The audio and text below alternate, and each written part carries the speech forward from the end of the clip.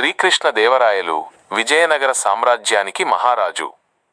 ఆయన దగ్గర అష్టదిగ్గజాలు అనే మహాకవుల కూటమి ఉండేది. అందులో తెనాలి రామకృష్ణ ఒకరు. ఒకనాడు సాయంత్రం కృష్ణదేవరాయలు తెనాలి రామకృష్ణ ఉద్యానవనంలో విహరిస్తూ మాట్లాడుకుంటున్నారు. కృష్ణదేవరాయలు: రామకృష్ణ, నీ తెలివితేటలు అమోఘం, అద్భుతం.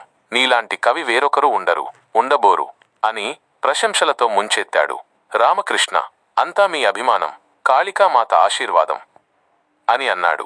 కృష్ణదేవరాయలు: ఈ రోజులలో అవకాశాలు ఎంతగా ఇచ్చినా పైకి ఎదిగేందుకు ఎంతమంది ప్రయత్నిస్తున్నారు, నీలాంటి మేధావులు తప్ప అని సామాన్యుల గురించి బాధపడ్డాడు. రామకృష్ణ: మహారాజా, అలా అనకండి.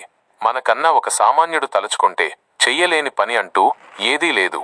అత్యవసరమైన పరిస్థితుల్లో ఎంతటి సాహసానికైనా పూనుకొంటారు అని గొప్పగా చెప్పాడు. కృష్ణదేవరాయలు: అయితే ఎవరైనా ఈ చలికాలంలో ఒక రాత్రి అంతా కృష్ణ నదిలో నడుములోతు వరకు నీటిలో దిగి నిలబడి ఉండగలరా? అలా నిలబడితే 100 వరహాలు బహుమతిగా ఇస్తాను అని సవాల్ చేశాడు.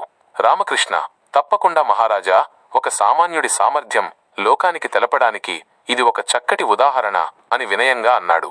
ఆ మర్నాడే కృష్ణదేవరాయలు రాజ్యమంతా దండోరా వేయించాడు. దండోరా విని ప్రజలు రకరకాలుగా మాట్లాడుకోసాగారు. ఇంత చలిలో ఎవరూ ఆ నదిలో నిలబడతారు? ఒక మూర్ఖుడే ఆ పని చేస్తాడు.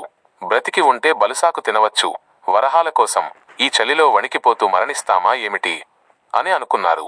ఈ దండోరా విని ఒక వృద్ధుడు రాజ్యసభకు వెళ్లి శ్రీకృష్ణదేవరాయల ముందు నిలబడ్డాడు. కృష్ణదేవరాయలు: తాత, బాగా ఆలోచించండి. అసలే విపరీతంగా పెరుగుతున్న చలి, నువ్వు ఇంతటి చలిలో ఆ నదిలో నిలబడగలవా అని ప్రశ్నించాడు. వృద్ధుడు: తప్పకుండా మహారాజా, కూతురు వివాహం చేయించుటకు ఈ ధనరాశి నాకు చాలా అవసరం అని దీనంగా చెప్పాడు. కృష్ణదేవరాయలు: తాత, నేను నీ కూతురు వివాహానికి అయ్యే ఖర్చు అంతా భరిస్తాను. నువ్వు ఈ సాహసం మానుకో అని హితవు పలికాడు. వృద్ధుడు: మహారాజా, అయాచితంగా వచ్చే ధనం నాకు వద్దు. నేను కష్టాన్ని నమ్ముకున్న అతి సాధారణమైన మనిషిని. నాకు ఒక్క అవకాశం ఇప్పించవలసిందిగా విన్నవించుకుంటున్నాను వినయంగా అన్నాడు.